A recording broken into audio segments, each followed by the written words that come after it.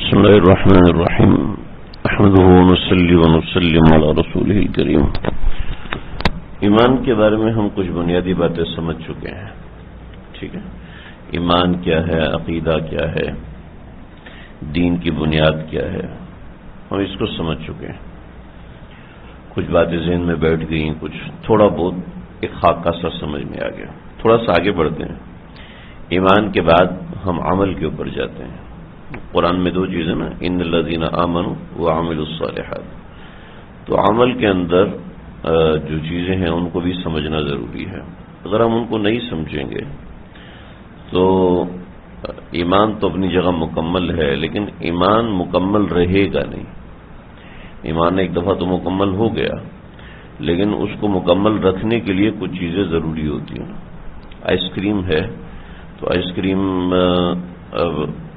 جمی ہوئی ہے، لیکن اس کو جما کے رکھنے کے لیے ڈی فریزر کی ضرورت ہوتی ہے نا۔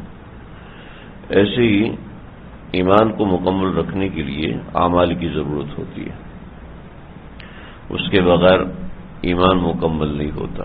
تو بہت ہی بیسک چیزیں ہم انشاءاللہ سمجھیں گے، ضروری موٹے موٹے جو مسائل ہیں۔ اللہ، سب سے پہلا عمل اسلام کے اندر بنیادی عمل جسے کہتے ہیں وہ ہے طہارت۔ طہارت کا مطلب پاکی، ٹھیک ہے۔ اللہ تعالیٰ نے پاک لوگوں کو پسند کیا ہے، ناپاک اور گندے لوگوں کو پسند نہیں کیا، ٹھیک ہے۔ پاکی کو سمجھ لیں کہ پاکی کی بڑی اہمیت ہے۔ اسلامی موضوع پر کوئی بھی کتاب ہو، مسائل سیکھنے کے لیے، مسائل سمجھانے کے لیے کوئی بھی کتاب ہو، ٹھیک ہے، اس کتاب کے اندر جو سب سے پہلا باب ہوگا وہ کتاب الطہارت ہوگا، پاکی حاصل کرنے کا۔ اگرچہ ہمارے ملک میں اس کے اوپر فوکس نہیں ہے، پاکی کے اوپر، لیکن اسلام سب سے پہلے جو چیز سکھاتا ہے وہ چیز پاکیزگی ہے، ٹھیک ہے۔ پاکیزگی نہیں ہوگی تو اعمال قبول نہیں ہوں گے۔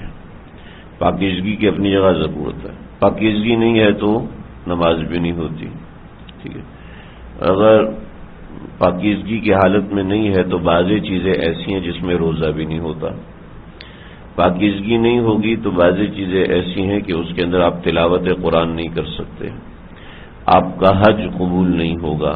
یعنی جتنی جسمانی عبادتیں ہیں ان کے وجود کے لیے پاکیزگی ضروری ہے، ٹھیک ہے۔ کہیں گے جی اسلام کے لیے پاکیزگی کہاں سے ضروری ہوگی؟ اسلام کے لیے بھی پاکیزگی ضروری ہے، عبادات میں پاکیزگی ضروری ہے نا، ٹھیک ہے، اور عبادات اسلام کا حصہ ہیں۔ لیکن اب آگے چلے جائیں معاملات کے اوپر، ایک ناپاک گوشت آپ کے پاس آ جاتا ہے تو کھائیں گے۔ ایک کھانا حلال اور پاک ہے لیکن اس کے اندر کسی نے گندگی ڈالی ہوئی ہے۔ پانی پاک اور حلال ہے، صاف ستھرا ہے، لیکن اس کے اندر پیشاب گر گیا تو کیا اس سے وضو جائز ہوگا؟ اس سے وضو جائز نہیں ہوگا، ٹھیک ہے نا۔ تو اسلام کے لیے بھی پاکیزگی اتنی ہی ضروری ہے جتنی عبادات کے لیے ضروری ہے، سمجھ رہے ہیں جی؟ تو پاکیزگی بڑی ضروری ہے، اور پاکیزگی حاصل کرنے کے مختلف طریقے ہوتے ہیں۔ 3 طریقے پاکیزگی حاصل کرنے کے ہیں۔ جو جسمانی پاکیزگی ہے، ٹھیک ہے، پاکیزگی کی بہت سی قسمیں ہیں۔ عقیدے کی پاکیزگی، ٹھیک ہے، جسم کی پاکیزگی، ٹھیک ہے، اور استعمال ہونے والی چیزوں کی پاکیزگی۔ 2-3 موٹی موٹی باتیں ہیں، اور بھی بہت سی باتیں ہو سکتی ہیں، ٹھیک ہے۔ ہم فی الحال صرف جسم کی پاکیزگی کی بات کر رہے ہیں۔ عقیدے کی پاکیزگی جہاں تک ہے اس کے بارے میں ہم پڑھ چکے ہیں، جو عقیدے کے حوالے سے میں نے باتیں ذکر کی تھیں، جو آپ حضرات نے پڑھی تھیں، اس کو ہم سمجھ چکے ہیں، ٹھیک ہے۔ اب ہم جسم کی پاکیزگی کے اوپر آئیں گے۔ اعمال اور دیگر چیزوں کی پاکیزگی وہ ایک اپنی جگہ پر موضوع ہے، ایک الگ حلال کے حوالے سے ایک بہت ہی بڑا موضوع، بڑا ہی ضروری موضوع ہے۔ ہم تو اس کو کور نہیں کریں گے، لیکن بہرحال یہ چیز ہے، پتہ ہونی چاہیے۔ اللہ، جسم کی پاکیزگی کے 3 طریقے ہیں۔ سب سے پہلا طریقہ ہے وضو، ٹھیک، دوسرا طریقہ ہے غسل، اور تیسرا طریقہ ہے تیمم، ٹھیک ہے۔ سب سے پہلا طریقہ کیا ہے؟ وضو، ٹھیک ہے۔ وضو واو کے پیش کے ساتھ، وضو نہیں ہوتا، ٹھیک ہے نا، لفظ ہے وضو، ٹھیک ہے۔ وضو اہو للصلاۃ حدیث میں لفظ ہے وضو، واو کے پیش کے ساتھ۔ ان الفاظ کی بڑی اہمیت ہوتی ہے، الفاظ کوشش کریں صحیح سے ادا کریں، کیونکہ آپ علیہ الصلوۃ والسلام نے جیسے الفاظ ادا کیے ویسے ہی ادا کرنے چاہیے۔ جیسے ہمارے ایک مفتی صاحب تقریر کر رہے تھے تو انہوں نے کہا اللہ تعالیٰ جہنم میں ڈال دیں گے، تو حضرت والا حضرت مولانا شاہ کی محمد اختر صاحب رحمۃ اللہ علیہ انہوں نے پوچھا کہ جہنم ہے یا جہنم ہے؟ ہمارے ہاں تو ان الفاظ کی کوئی اتنی ویلیو نہیں ہے نا، وہ کہتے چھوڑو یار، لیکن جہنم قرآن مجید نے جو لفظ استعمال کیا ہے وہ جہنم کا استعمال کیا ہے، نون کے زبر کے ساتھ۔ تو جو لفظ قرآن نے جیسے استعمال کیا ہمیں ویسے ہی ادا کرنے کی کوشش کرنی چاہیے، سمجھ رہے؟ تو ایسے وضو نہیں ہوتا بلکہ وضو ہوتا ہے، کیونکہ آپ صلی اللہ علیہ وسلم نے لفظ وضو بولا ہے۔ تعلیلات عربی میں وہ سب چیزیں ہیں، ان میں نہیں جائیں۔ تعلیل کہتے ہیں لفظ کیسے بنتا ہے، اس کو تعلیل کہتے ہیں، تم اس میں نہیں جائیں گے، آگے بڑھیں۔ تو وضو ہے اور غسل ہے اور تیمم ہے، ٹھیک ہے۔ غسل کے لیے کیا چیز ہے اور وضو کے لیے کیا چیز ہے اور تیمم کے لیے کیا چیز ہے، اس کو ذرا سمجھیں۔ آج میری کچھ طبیعت ناساز ہے، تو میں آپ کو بورڈ پہ سمجھاتا تھا کہ ہر چیز واضح سمجھ میں آ جائے، کہ انشاءاللہ ہم اس کو استعمال کریں گے۔ میں نے خاص اسی لیے منگوایا۔ دیکھیں، جو انسان کو ناپاکی ہو جاتی ہے اس ناپاکی کو عربی میں حدث کہتے ہیں۔ کیا کہتے ہیں جی؟ حدث کہتے ہیں۔ یہ ناپاکی 2 طرح کی ہوتی ہے، ایک ہوتی ہے حدث اکبر اور ایک ہوتی ہے حدث اصغر، ٹھیک ہے۔ حدث اکبر اور حدث اصغر، بھولے گا تو نہیں جی؟ حدث اکبر کا مطلب ہے بڑی ناپاکی، ٹھیک ہے، اور حدث اصغر کا مطلب ہے چھوٹی ناپاکی، سمجھ رہے؟ دیکھو، ان مسائل کی بڑی اہمیت ہے، بڑی ضرورت ہے۔ میرے پاس بہت سے ایسے واقعات، ایسے کیسز آئے کہ لوگوں کو بہت ہی بنیادی چیزیں نہیں پتہ تھیں، دین کی بڑی ہی بنیادی چیزیں ان کو پتہ ہی نہیں تھی۔ پتہ نہ ہونے کی وجہ سے بڑے بڑے نقصان ہوئے، دینی نقصان ہوئے، دنیاوی نقصان کی بات میں نہیں کرتا۔ تو دیکھیں جی، اکبر یعنی وہ نجاست جو کہ بڑی نجاست ہے، جیسے قضاء حاجت کے لیے چلے گئے، ریح خارج ہو گئی، یا پیشاب کر لیا، پخانہ کر لیا، یہ حدث اصغر ہے، ٹھیک ہے۔ اور اس کے علاوہ جو نجاست ہوتی ہے وہ نجاست حدث اکبر ہوتی ہے، سمجھ رہے؟ جیسے لڑکا بالغ ہو گیا، لڑکی بالغ ہو گئی، حیض و نفاس کا آنا، یہ حدث اکبر ہے۔ ان صورتوں میں غسل واجب ہو جاتا ہے، سمجھ رہے؟ ان صورتوں میں غسل واجب ہے، غسل کے بغیر کام نہیں چلے گا، غسل کرنا ضروری ہے۔ اگر غسل نہیں کیا تو نہ نماز قبول ہے، نہ تلاوت قبول ہے، کوئی عمل قبول نہیں، سمجھ رہے میری بات؟ اور اس کے علاوہ جو چھوٹی نجاست قضاء حاجت وغیرہ وہ حدث اصغر ہوتی ہے، ٹھیک۔ حدث اصغر کے لیے وضو ضروری ہوتا ہے، حدث اکبر کے لیے غسل ضروری ہوتا ہے، سمجھ رہے؟ اگر پانی موجود نہیں ہے، ٹھیک ہے، یا پانی کے استعمال سے ڈاکٹر نے منع کیا ہے، ایسے نہیں کہ خود ہی سے رک گیا، بلکہ بہتر ہے ڈاکٹر نے منع کیا، یا تو واضح نظر آ رہا ہے کہ یہاں پانی لگاؤں گا تو بڑا مسئلہ ہو جائے گا، ٹھیک ہے، تو اب اگر ایسا معاملہ ہے کہ پانی استعمال مطلقاً نہیں کر سکتا، مطلقاً یعنی بالکل بھی پانی استعمال نہیں کر سکتا، یا اس کے پاس پانی موجود ہی نہیں ہے اور وہ سفر میں ہے، جیسے شہر کے اندر پانی نہیں ہے تو تیمم کرنا درست نہیں ہے، تو اس صورت میں تیمم کرے گا. ٹھیک ہے، کیا کرے گا جی؟ تیمم. بولیں سارے بولیں تیمم. آپ بھی بولیں تیمم، کیونکہ مجھے بولنا ہی نہیں آتا تھا ایک زمانے تک. ایسا کہتے ہیں تیمم، تو میں بھی مولوی صاحب کے ساتھ لگا ہوتا تھا. وہ کہتے ہیں صحیح سے لفظ ہے تیمم. ٹھیک ہے، فتیمموا صعیدا طیبا. ٹھیک ہے، فتیمم ہے منہ ہی ہے، چلو صحیح. صعیدا طیبا، پاک مٹی کا ارادہ کرنا. میں سب چیزوں کو باری باری بتاتا ہوں. اللہ، دیکھو جی، غسل جو ہے، غسل کا معنی یہ ہوتا ہے، اصل ہے غسل. غسل کا مطلب ہے دھونا، اور غسل کہتے ہیں پورے جسم کو دھونا. ٹھیک ہے، پورے جسم کو دھویا گیا تو اس سے غسل ہوگا، پورے جسم کو نہیں دھوئے گا تو غسل نہیں ہوگا. یعنی ایک بال کے برابر بھی جگہ بچ گئی تو غسل نہیں ہوگا. سمجھ رہے؟ ایک بال کے برابر بھی جگہ بچ گئی تو غسل نہیں ہوگا. اس کا طریقہ کار یہ ہے کہ غسل میں 3 فرائض ہوتے ہیں. 3 چیزیں ہیں جو فرض ہیں، کرنی ضروری ہیں.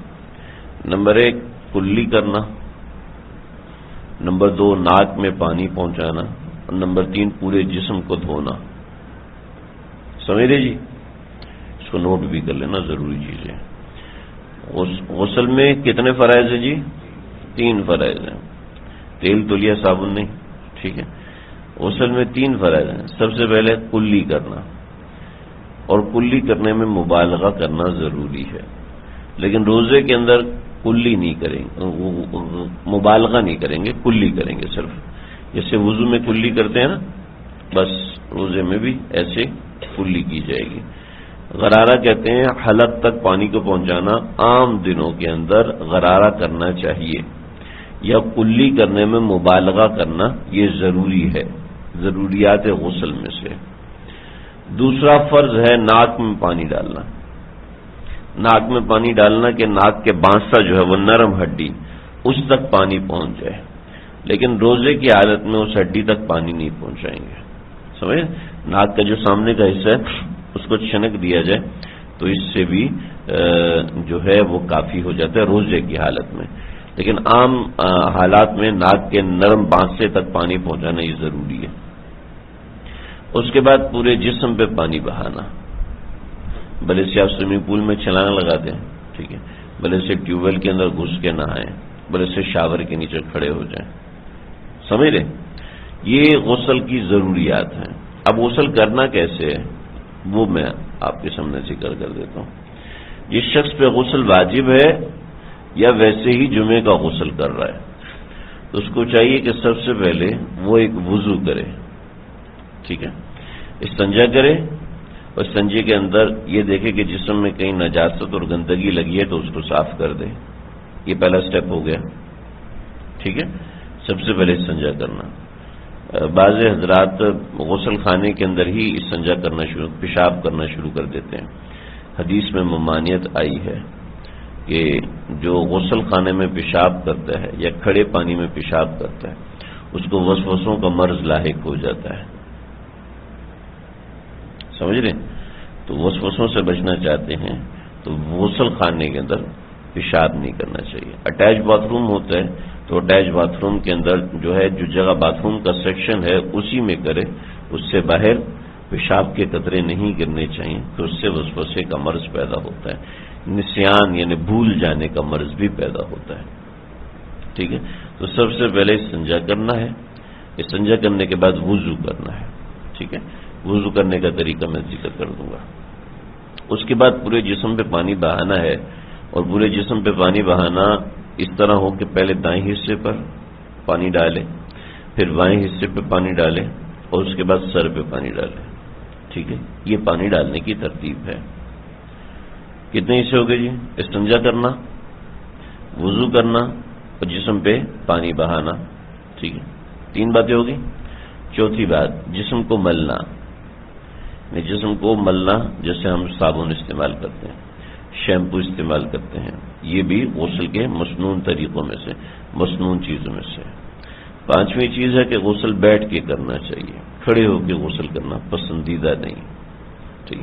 پہلے زمانے میں بیت الخلاء کھلے ہوئے ہوتے تھے، یعنی اتنے ہوتے تھے، ناف تک ہوتے تھے، تو اس میں مناسب یہ تھا کہ جسم کے اوپر کوئی کپڑا ہو، دھوتی وغیرہ ہو، کہ جس کو پہن کر انسان غسل کرے۔ اس کو پہنے بالکل ننگا اور برہنہ ہو کے غسل کرنا یہ پسندیدہ نہیں تھا، ٹھیک ہے۔ اور آج بھی اگر کوئی اس کا اہتمام کر سکتے تو کر لے، ورنہ آج چونکہ بیت الخلاء چاروں طرف سے بند ہوتے ہیں تو اس وجہ سے یہ کرنا کوئی ضروری نہیں ہے، ٹھیک ہے۔ خاص طور پہ خواتین کے لیے کہ ان کو بیٹھ کے غسل کرنا چاہیے، مردوں کو بھی بیٹھ کے ہی کرنا چاہیے کہ اس میں ستر زیادہ ہے، سمجھ رہے جی؟ تو یہ غسل کا مسنون طریقہ ہے۔ جو غسل واجب ہے اس کے اندر کوشش ہو کہ زیادہ پانی استعمال نہ ہو، جیسے آپ صلی اللہ علیہ وسلم دلو استعمال فرماتے ہیں، دلو کہتے ہیں اس ڈول کو، کہ جو آج کل کے حساب سے 6 دلو کا معنی ہے کہ 1.5 بالٹی یا 1 بالٹی، بڑے والے بالٹی ہو تو 1، اگر متوسط بالٹی ہو تو 1.5۔ آپ صلی اللہ علیہ وسلم اتنے پانی سے غسل فرمایا کرتے تھے۔ البتہ ٹھنڈک کے لیے جو آپ نے غسل فرمایا وہ آپ نے 7 کنووں کا پانی منگوا کے بھی غسل فرمایا، تو وہ زیادہ پانی تھا۔ لہٰذا اگر کوئی ٹھنڈک کے لیے غسل کرتا ہے، اعتکاف میں نہیں، اعتکاف سے ہٹ کے کوئی ٹھنڈک کے لیے غسل کرتا ہے تو وہ زیادہ پانی استعمال کر سکتا ہے، لیکن غسل واجب ہے تو اس میں زیادہ پانی استعمال نہیں کرنا چاہیے، یہ مسنون ہے۔ اگر کوئی زیادہ پانی استعمال کر لیتے تو غسل بہرحال ہو جاتا ہے، ٹھیک ہے جی۔ غسل کا طریقہ آپ حضرات کو سمجھ میں آ گیا؟ کوئی بندہ ہے جو دہرائے اسٹیپ بائی اسٹیپ؟ ہاں ٹھیک ہے، ہاں ٹھیک ہے، ہوں ہوں ہوں ہوں ہوں ٹھیک، ماشاء اللہ، آسان چیز ہے، کوئی مشکل چیز نہیں۔ کوئی اور بندہ؟ ایک اور بندہ؟ آپ تو مشہور تبلیغی ہیں، آپ کو تو پتہ ہی ہوگا، کسی نوجوان سے پوچھیں۔ ہاں جی آپ بتائیں۔ ہوں ہوں ہاں ہوں ہوں ٹھیک ہے، ماشاء اللہ۔ ایک چیز جو آپ نے چھوڑ دی تھی وہ کلی، ٹھیک ہے، آپ آگے بتائیں۔ ایک چیز آپ بھی چھوڑ رہے ہیں لیکن وہ میں دیکھتا ہوں کون پکڑتا ہے۔ آپ نہیں پکڑے ہیں، آپ تو استاد ہیں نا، آپ تو ہمارے بھی استاد ہیں۔ ہاں ہوں ہاں ہوں ہاں ہاں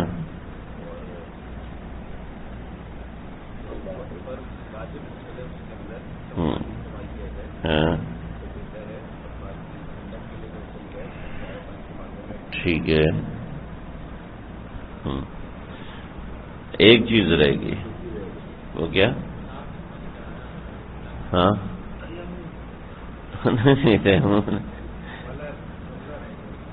میں یہ کہ روزے کے اندر کلی اور ناک میں پانی ڈالنے میں مبالغہ نہیں ہوگا، ٹھیک ہے۔ ابھی تو ہم صرف غسل کی بات کریں، تیمم کا تو 3را نمبر ہے، زیادہ پریشان نہیں ہونا۔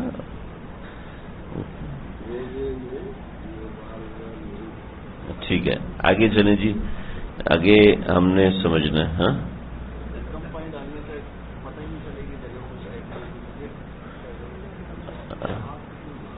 ہاں ہاں کم پانی ڈالنے سے پتہ نہ چلے کہ جگہ خشک رہتی ہے یا گیلی ہو گئی ہے. تو اسلام اس لیے تو ہے کہ وسوسے مٹائے. ٹھیک ہے، اگر ایسی محض وہمیات میں پڑے رہیں گے آپ کو ہوش سے غسل کرنا چاہیے. آپ سوچ رہے ہیں فلاں دماغ کے طور پہ غسل کریں تو پھر وسوسہ ہی آئے گا. ٹھیک ہے، توجہ اور دھیان سے غسل کرنے کہ دیکھو میرا پانی یہاں پہنچا، یہاں پہنچا، یہاں پہنچا، تو پہنچ جاتا ہے پانی. ٹھیک ہے، ہاتھ اللہ نے ہمارے جسم میں ایسے بنائے جو جسم کی ہر جگہ تک پہنچ سکتے ہیں. ٹھیک ہے جی. ہاں آپ کچھ کہہ رہے تھے؟ ہاں 1.5 بالٹی پانی ویسے ہی بہت ہوتا ہے جیسے آپ بتا رہے ہیں، لیکن آج کل کے نوجوانوں کے لیے تو 1.5 پانی سے صرف ناک ہی صاف ہوتی ہے. اللہ حفاظت. ہاں جو ایسی جگہ ہیں جہاں پانی آسانی سے نہیں پہنچتا، جیسے بعض لوگوں کی انگلیاں بہت تنگ ہوتی ہیں. ٹھیک ہے، وہاں پانی پہنچانا چاہیے. ناف میں پانی پہنچانے کے لیے ناف میں انگلی پھیرنا ہوتا ہے. کانوں میں بعض دفعہ پانی پہنچانے کے لیے، لیکن عام طور پہ جو کہ صابن لگا رہے ہوتے ہیں تو اس میں یہ چیز کور ہو جاتی ہے. لیکن بعض لوگ ایسے ہوتے ہیں جن کا پیٹ تھوڑا بڑا ہوتا ہے تو ناف کافی اندر تک ہوتی ہے، تو اس کا دھیان رکھنا ایسے لوگوں کے لیے ضروری ہے. لیکن بڑا پیٹ اللہ کے نبی کو پسند نہیں. ٹھیک ہے، بڑا پیٹ اللہ کے نبی کو پسند نہیں ہے. ٹھیک ہے، تو حتی الامکان اس کو بڑھنے نہیں دینا چاہیے. ٹھیک ہے، کوئی نہ کوئی ورزش یا کوئی نہ کوئی ایسا عمل کرتے رہنا چاہیے بس جس میں انسان اپنے جسم کو زیادہ موٹا نہ ہونے دے. البتہ بعض لوگ گھٹنوں کا درد ہو جاتا ہے، دل کا عارضہ ہو جاتا ہے، ایسی چیز کہ وہ ورزش نہیں کر پاتے، تو چلو پھر گنجائش ہے. ٹھیک ہے جی، سمجھ میں آ گیا؟ کوئی سوال ہو کسی کے ذہن میں ہے؟ اعتکاف میں غسل کرنا ہی نہیں ہے تو پھر غسل واجب ہو جائے تو پھر صابن استعمال نہیں کرنا. ٹھیک ہے، لیکن کر لیا تو اعتکاف فاسد نہیں ہوگا. اتنی دیر لگانی چاہیے جتنی عام غسل میں لگتی ہے. مفتی محمد صاحب دامد برکاتہم سے مسئلہ پوچھا تھا کہ معتکف باہر نکلا، وضو کرتے ہوئے اس نے منہ پہ صابن لگا لیا، تو فرمایا کہ اعتکاف تو فاسد نہیں ہوا، لیکن آئندہ احتیاط کرے، اگر وقت آگے نکل گیا تھوڑا سا بھی تو اعتکاف حاصل ہو سکتا ہے. ٹھیک ہے جی، آگے بڑھیں. آگے بڑھتے ہیں جی. وضو سے پہلے ایک چیز ہے استنجا. ٹھیک ہے، استنجا کے اندر ایک بڑی اہم چیز ہے. استنجا کہتے ہیں نجاست کو صاف کرنا. ٹھیک ہے، آپ نے پیشاب کر لیا، قضاء حاجت کر لی، تو پیشاب کر لیا تو اس صورت میں جو استنجا ہوتا ہے وہ دو چیزیں ہیں. پہلے زمانے میں ڈھیلا استعمال کیا جاتا تھا، آج کے زمانے میں بہتر ہے کہ ٹیشو پیپر استعمال کریں. کہ ٹیشو پیپر استعمال کرے، 3 مرتبے اس جگہ کی گندگی کو صاف کرے، اور اس کے بعد انہیں 3 ٹیشو پیپر سے، پہلے 3 ڈھیلے ہوا کرتے تھے، 3 ٹیشو پیپر سے گندگی کو صاف کرے، اور اس کے بعد اس پیشاب کی جگہ کو پانی سے دھو لے. ٹھیک ہے، اس پیشاب کی جگہ کو پانی سے دھوئے، اور وہ بھی 3 مرتبہ دھوئے. ٹھیک ہے، مناسب مقدار میں پانی ڈالے، نہ بہت زیادہ ڈالے اور نہ بہت کم ڈالے. صحیح ہے. ہم پنڈی کے علاقے میں رہے ہیں، وہاں پر پانی کی بڑی قلت تھی، نہیں ملتا پانی. ٹھیک ہے، ہفتے میں 1 مرتبہ ٹینکی میں پانی آتا تھا، تھوڑا تھوڑا تھوڑا تھوڑا کر کے استعمال کرنا ہوتا تھا. زمین کے نیچے پانی ہے ہی 350-400 فٹ کی گہرائی پر. پہاڑی علاقوں میں پانی کا مسئلہ ایسے ہوتا ہے. تو یہاں کراچی ہے اور میدانی علاقوں میں پانی کا اتنا بڑا مسئلہ نہیں ہوتا، تو وہاں پر پانی استعمال کرنے میں بڑی وہ احتیاط ہوتی ہے. تو ہم نے وہاں 5 سال گزارے، تو ہمیں اس میں بڑی احتیاط سمجھنے کا موقع ملا. دیکھا کہ میدانی علاقوں کے لوگ اس احتیاط کو سمجھ ہی نہیں سکتے کہ وہاں پانی کی قلت ہوتی ہے، یہاں پانی کی فراوانی ہوتی ہے. لیکن پانی بہرحال متوسط انداز میں استعمال کرنا چاہیے، ایسا نہیں کہ بہت زیادہ. ایک صحابی رسول وضو فرما رہے تھے نہر کے کنارے بیٹھ کر، ندی کے کنارے بیٹھ کے، تو آپ نے فرمایا کہ اے جابر پانی کم استعمال کرو. تو کہا یا رسول اللہ کہ ندی کے کنارے بیٹھ کر بھی؟ فرمایا کہ ہاں، ندی کے کنارے بیٹھ کر بھی پانی کم استعمال کرو. اب وہاں پانی کا کیا مسئلہ ہے؟ کوئی مسئلہ نہیں ہے، لیکن پھر بھی آپ نے احتیاط کا حکم فرمایا.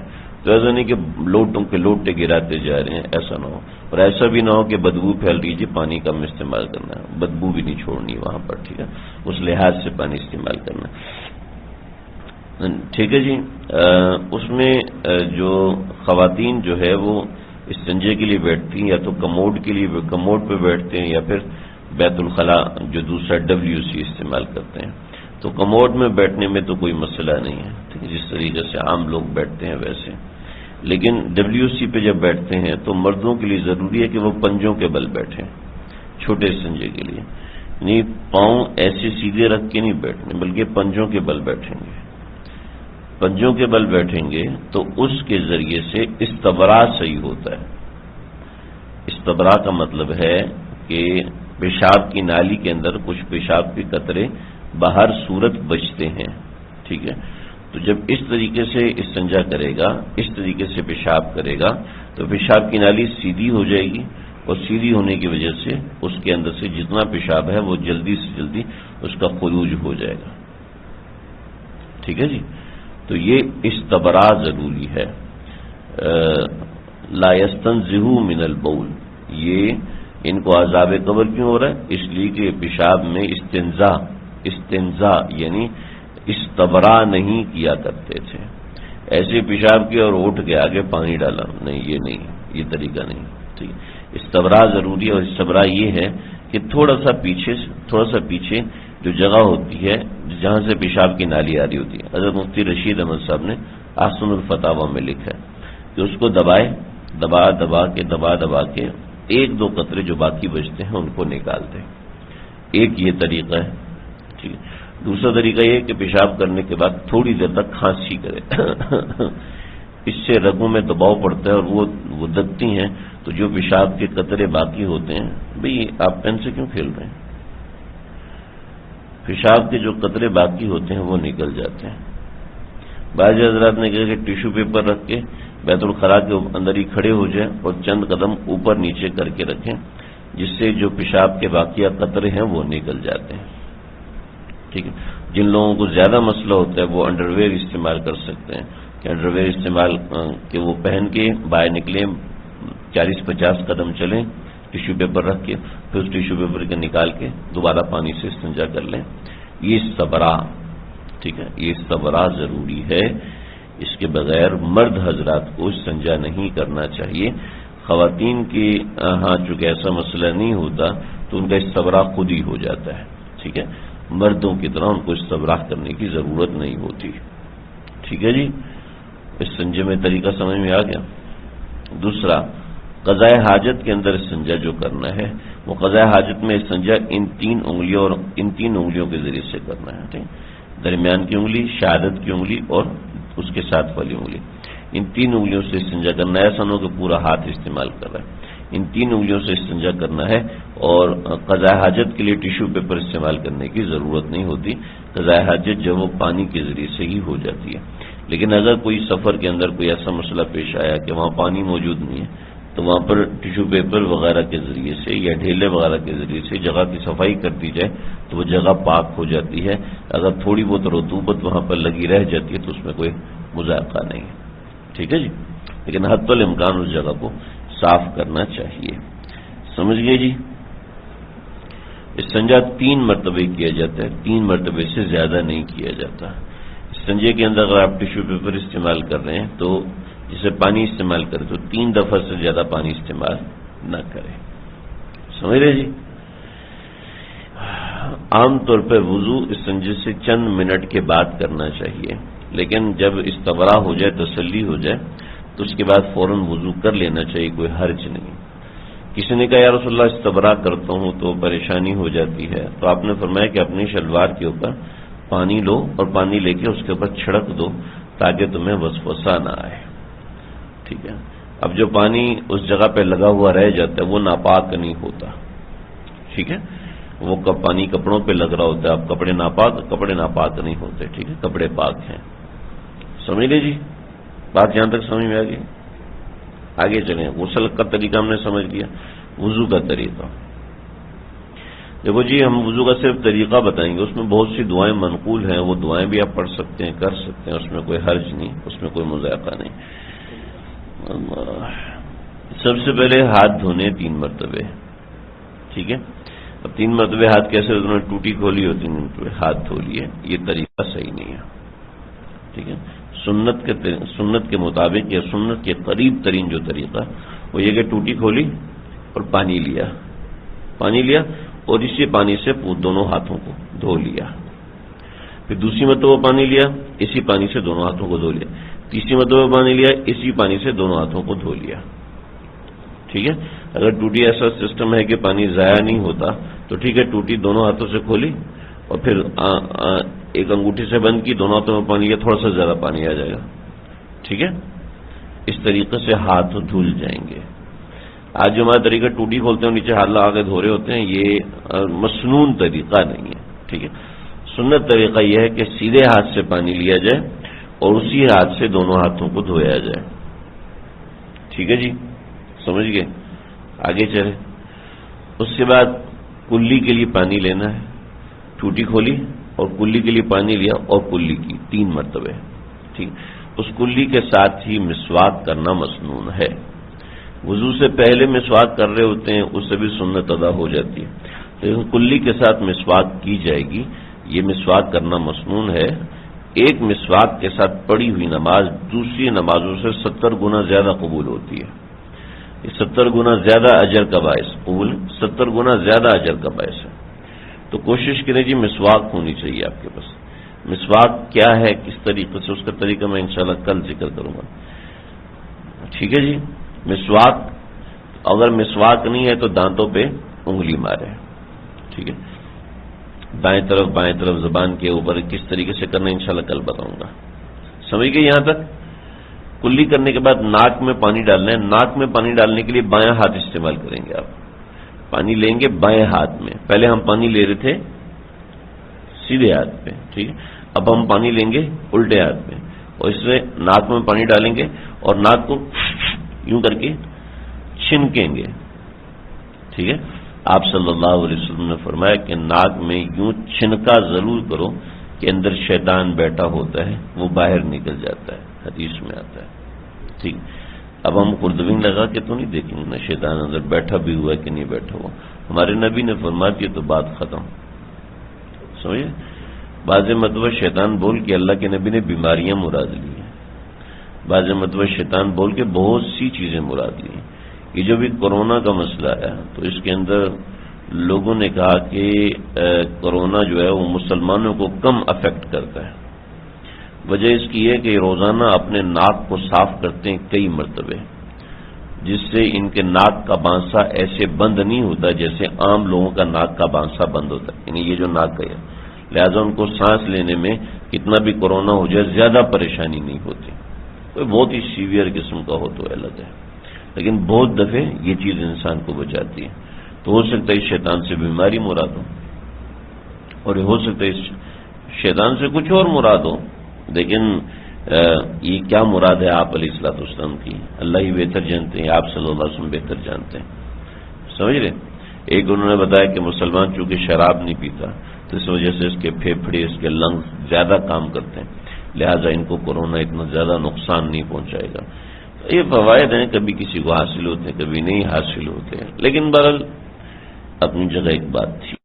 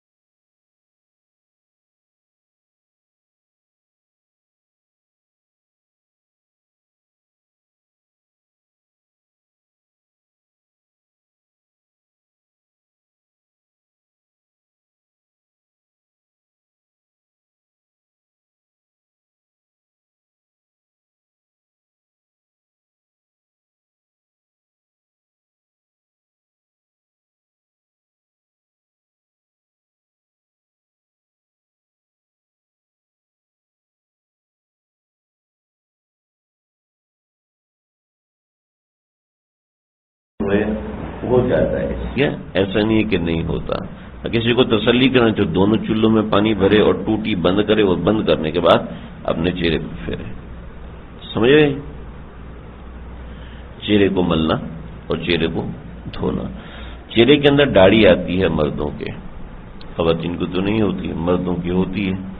تو ہمارا مولانا سلمان گانجی صاحب رحمۃ اللہ علیہ ہو گئے، تو ساؤتھ افریقہ ایئرپورٹ کے اوپر ان کو ایک گورے نے پکڑ لیا. کہتے ہیں آپ نے داڑھی کیوں رکھی ہے؟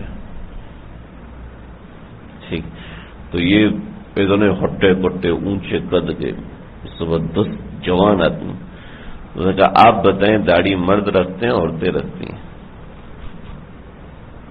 اور وہ ایسا روحان سا ہوا کہ ہمیں مولوی صاحب کو کیا جواب دوں، پھنس گیا. کہ داڑھی بتائیں کون مرد رکھتے ہیں عورتیں رکھتی ہیں؟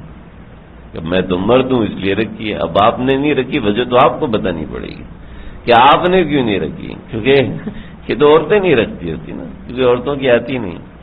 ایک صاحب نے کہا حضرت عطا اللہ شاہ بخاری صاحب رحمۃ اللہ علیہ سے، حضرت یہ داڑھی جو ہے وہ فطرت کے خلاف ہے. کیوں؟ اس لیے کہ جب انسان پیدا ہوتا نہیں ہوتی بعد میں، یعنی جب انسان پیدا ہو تو اس کی نیچر ایسی ہے کہ اس کی داڑھی نہیں ہے، تو آگے بھی تو نہیں ہونی چاہیے. تو میں ہاں بہت اچھا، ایک پتھر دینا. پتھر اٹھا کہ آپ اپنے دانت توڑ دیجئے، کیونکہ یہ بھی فطرت کے خلاف ہیں. جب آپ پیدا ہوئے تھے تو آپ کے دانت بھی نہیں تھے، تو ان کو بھی توڑ دو. تو یہ سروے بال رکھے بڑے خوبصورت بنے ہوئے، یہ بال بھی نکالو، اس کو کاٹو. جب پیدا ہوئے تھے تو یہ بھی تو نہیں تھے نا. ایسی بیکار باتیں، فضول قسم کی باتیں. بعض لوگ کہتے ہیں بھائی داڑھی اتنی ہونی چاہیے جو دور سے نظر آ جائے. ٹھیک ہے. اور مجھے ایک صاحب نے کسی صاحب کا کلپ بھیجا، وہ کہتے ہیں میں فلاں یونیورسٹی میں پڑھتا تھا، اتنے شیخ الحدیث مجھ سے ملتے تھے، کوئی مجھے ثابت نہیں کر سکا. تو یاد رکھنا یہ جو لمبی لمبی باتیں کرتے ہیں نا، اتنے شیخ الحدیث مجھے ملے تھے اور اتنے طلباء کرام مجھے ملے تھے، تو میں تو آج تک تلاش ہی کرتے رہے کوئی یونیورسٹی ایسی ہے جہاں شیخ الحدیث بھی جاتے ہیں. میں تلاش ہی کرتا رہ گیا. ابھی میں نے ان کو پیغام بھی بھیجا، میں نے کہا ذرا پچھا کرنا یہ کون سی یونیورسٹی میں پڑھتے تھے جہاں آتے ہی شیخ الحدیث تھے. ہزاروں شیخ الحدیث آئے ہیں ان کے 2 سال کے ڈپلومے کے درمیان، پتہ نہیں کون سی یونیورسٹی ہے. اس سے جس کو مشہور ہونا تو مولوی کے اوپر سر رکھ کے مشہور ہو جاتا ہے. جس کو اپنے آپ کو جتلانا ہوتا ہے کہ جی میں بہت ہی زیادہ پڑھا لکھا ہوں، وہ لے آتے جناب اب مولویوں کے خلاف بولنا شروع کر دیتے ہیں. ڈاکٹروں کے خلاف کیوں نہیں بولتے ہیں؟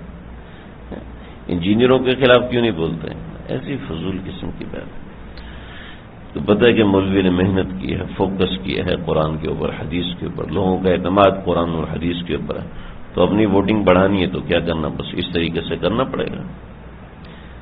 میں ایک اخبار والوں نے مجھے پیغام بھیجا کہ آپ ہمارے اخبار میں لکھیں، یہ ہماری اخبار ہے. تو میں نے کہا مجھے سیمپل دیں آپ کے اخبار میں ہوتا کیا ہے. اخبار تو مفتی تقی عثمانی صاحب کا جھوٹ پکڑا گیا. افسوس کی بات، حیرت کی بات ہے. جیسے استنجی اور اس نوعیت کے مسائل ہوتے ہیں، غسل کے واجب ہونے کے مسائل ہوتے ہیں، یہ مسائل بتانے ضروری ہے نا. اگر کسی کو مسئلہ آتا ہی نہیں تو پھر کیا کرے گا. اب فتاوی قاضی خان و فتاوی بزازیہ میں کوئی مسئلہ لکھا ہے، اس کی عبارت نکال کے دیں. ان کی کتابوں علماء کرام نے اپنی کتابوں میں فوش باتیں لکھی ہوئی ہیں. بیکار آدمی فوش باتیں لکھے تو لوگوں کو بتانے کی کیا ضرورت ہے.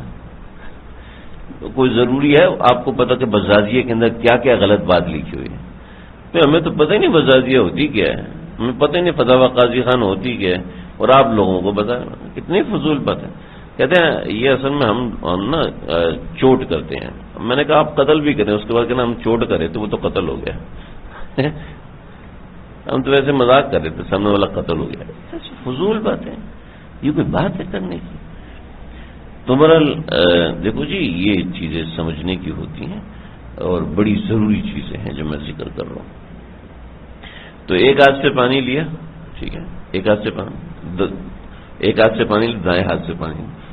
اب دیکھیں 2 قسم کی داڑھی ہوتی ہے.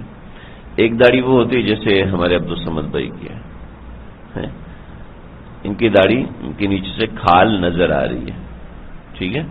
اور ایک داڑھی وہ ہوتی ہے جیسے ہمارے ہمایوں بھائی کی ہے، اس کے نیچے سے کھال نظر نہیں آ رہی، ٹھیک ہے؟ ایسی داڑھی ہوتی ہے، ہلکی داڑھی ہوتی ہے، لمبی داڑھی ہوتی ہے، اس کے نیچے سے کھال نظر آ رہی ہوتی ہے، بے تکلف نظر آ رہی، یعنی پہلی نظر میں پتہ چلتا ہے اس کی کھال کے نیچے کا رنگ کیا ہے۔ اب ہمایوں بھائی کو یہ داڑھی کوئی کھول کے دیکھا تو پھر بتائے گا اچھا یار نیچے سے گورے ہیں، لیکن عبدالصمد بھائی کی داڑھی پتہ چل رہا ہے کھال نظر آ رہی ہے۔ چلے تو یہ ہے کہ اب جس کی داڑھی کے نیچے سے کھال نظر آ رہی ہے اس کی داڑھی دھونی ضروری ہے، سمجھ رہے؟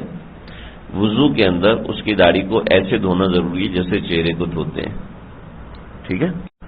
اور جس کی داڑھی کے نیچے سے کھال نظر نہیں آ رہی تو اس کے نیچے اس کو ایسے دھونا ضروری نہیں ہے بلکہ اس کو خلال کریں گے، ٹھیک ہے؟ اور خلال یہ ہے کہ دائیں ہاتھ کی ہتھیلی میں پانی لیا اور پانی لے کے ادھر مار دیا ٹھوڑی کے نیچے اور انگلیاں اندر پھیر لیں، اس سے ہو جاتا ہے خلال، ٹھیک ہے؟ تو یہ خلال کرنا ضروری ہوتا ہے داڑھی والے کا چہرہ دھوتے ہوئے، ٹھیک ہے؟ ہاں اس پہ تو کرنا پڑے گا، مجھے کھال نظر آ رہی ہے نا، سمجھ رہے جی؟ آگے بڑھیں، سمجھ میں آ گیا وضو میں چہرہ دھونے تک؟ آگے بڑھتے ہیں جی۔ چہرہ دھونے کے بعد ہاتھ یعنی بازو دھونے ہیں، ٹھیک ہے؟ بازو دھونے ہیں۔ بازو دھونے کا ایک طریقہ تو یہ ہے کہ ہم ٹوٹی کے نیچے بازو رکھ لیں اور اس کو ملتے چلے جائیں، ٹھیک ہے؟ یہ طریقہ بھی صحیح ہے، ثابت ہے، ٹھیک، لیکن افضل طریقہ یہ ہے کہ آپ ٹوٹی کے نیچے ہاتھ کو رکھیں اور چلو بھر لیں، ٹوٹی بند کر دیں، بند کرنے کے بعد پانی یہ بہائیں کہ جو پانی یہاں تک نیچے آئے، اور جب پانی یہاں پر آئے تو پھر یہی پانی یہاں تک پہنچے تو پھر بازو کو الٹا کر دیں کہ پانی واپس چلا جائے، سمجھ رہے؟ چلو کے ذریعے سے پانی گرائیں جو پورے بازو پہ بہتا ہوا نیچے تک آئے اور پھر دوبارہ پانی جو ہے وہ واپس لے کر آئے، سمجھ گئے آپ لوگ؟ طریقہ سمجھ میں آ گیا؟ اور اس کے ساتھ ہاتھ پھیرتے رہیں جس سے بازو کی کوئی جگہ خشک نہیں رہے گی، ٹھیک ہے؟ پھر دوسری مرتبہ کریں، پھر تیسری مرتبہ کریں تو مکمل تسلی ہو جائے گی۔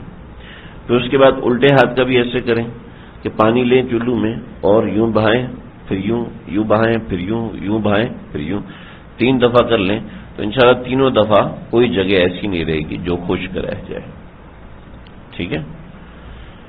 اللہ اکبر کبیرہ۔ آپ صلی اللہ علیہ وسلم بہت تھوڑے پانی سے وضو فرماتے تھے،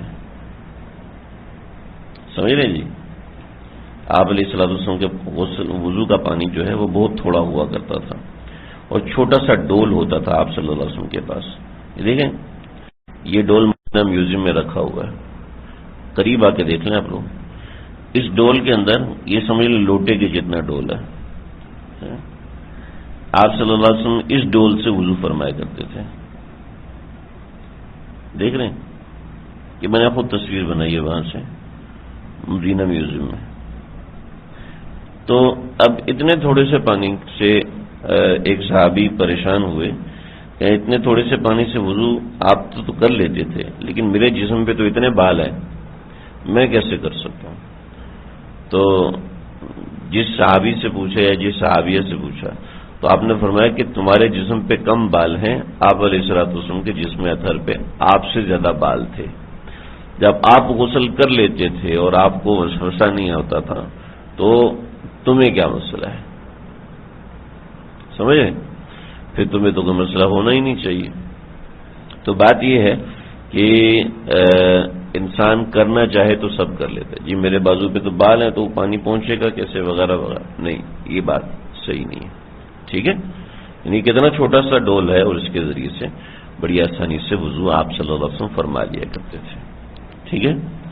اس کے بعد یہ سر کا مسح کرنا، آسان سی بات ہے سر کا مسح، کہ پورے سر کو گیلے ہاتھ سے گیلا کرنا ہے، اس کو سر کا مسح کہیں گے، ٹھیک؟ پورے سر کو گیلے ہاتھ سے گیلا کرنا ہے، اس میں بہت سے طریقے ہیں، نیا پانی لیں اور ہاتھوں سے پانی لے کے گرا دیں پانی، اور یہ 3 انگلیاں آگے کر لیں اور ان 3 انگلیوں اور ہاتھ کا یہ پورا حصہ، ٹھیک ہے، یہ کرتے کرتے سر کے پیچھے تک چلے جائیں، ٹھیک ہے. یہ والا حصہ ہے اس سر کے حصے کو کور کر لے گا. ٹھیک ہے. اور یہ انگلیاں سر کے درمیان والے حصے کو کور کر لیں گے, گدی تک آ جائیں گے. ٹھیک ہے. ٹھیک ہے. اب اس میں تھوڑا سا خلا بچ جاتا ہے تو ہاتھ کو دوبارہ واپس کھینچیں گے اور یہاں تک آ جائے گا. ٹھیک, مکمل ہو گیا. یہ 3 انگلیاں, ان 2 انگلیوں کو ہم نے بچا کے رکھنا ہے. ان 3 انگلیوں کو یوں کیا اور اپنی تسلی کے لیے واپس پھیر لیا. یہ ہو گیا. ٹھیک. اس کے بعد یہ جو عنق ہے, گردن ہے, اس کا مسح کرنا مسنون ہے. ٹھیک ہے. تو ہاتھ کے پچھلے حصے میں جو پانی ہے اس سے عنق کا مسح ہو جائے گا. بعض حضرات کو میں نے دیکھا کہ وہ یہاں کا مسح کرتے ہیں, گدی کا مسح نہیں ہوتا. بعضوں کو دیکھا کہ یہاں پر بھی ہاتھ پھیرتے ہیں, یہ بھی صحیح نہیں ہے. صرف گردن کے اس حصے جو سائڈ پہ حصہ ہوتا ہے نا, عنق جسے کہتے ہیں, جو معانکے کے وقت ٹکرا رہی ہوتی ہے. معانکہ کرتے ہیں نا تو گردن کا کون سا حصہ ٹکراتا ہے؟ ٹھیک. یہ گردن کا جو حصہ ٹکراتا ہے یا ٹکرانا چاہیے وہ اس کو نیک کہتے ہیں. ٹھیک ہے.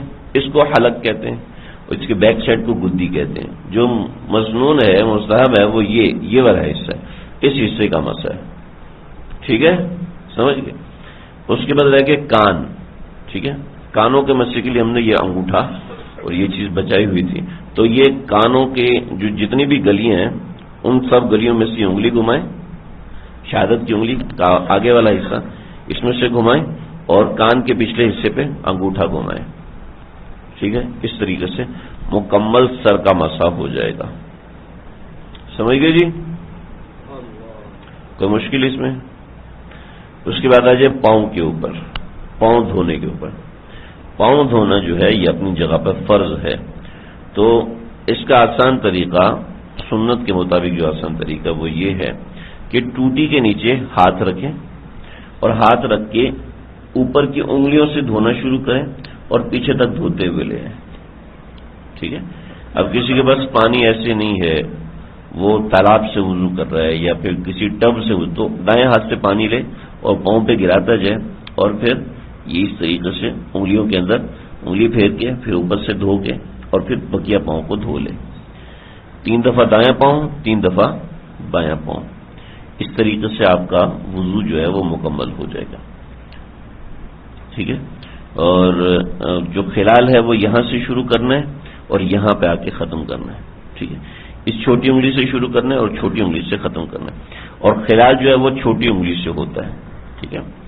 خلال چھوٹی انگلی سے ہوتا ہے. بعض حضرات نے کہا یوں خلال کریں, بعض حضرات نے کہا نہیں یوں خلال کریں. تو دونوں اپنی جگہ پر صحیح ہیں. ٹھیک ہے جی. یہ وضو کا طریقہ ہو گیا. انشاءاللہ مسواک کا طریقہ اور تیمم کرنے کا طریقہ اور تیمم کرنے کے جو ضروری باتیں ہیں وہ انشاءاللہ ہم کل پڑھیں گے. کسی کو کچھ سوال کرنا ہو تو پوچھ سکتے ہیں.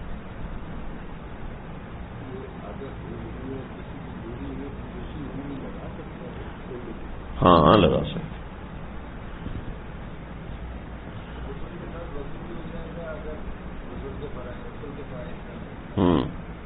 ہاں,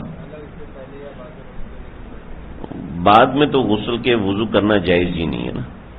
اگر غسل کر لیا تو اس کے بعد اگر وضو کرنے بیٹھا تو یہ جائز نہیں ہے. سمجھے؟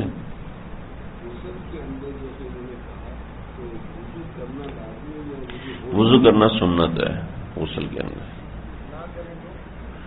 نہ کریں تو غسل تو ہو جائے گا. ہاں, وضو بھی خود بخود ہو جائے گا. جی.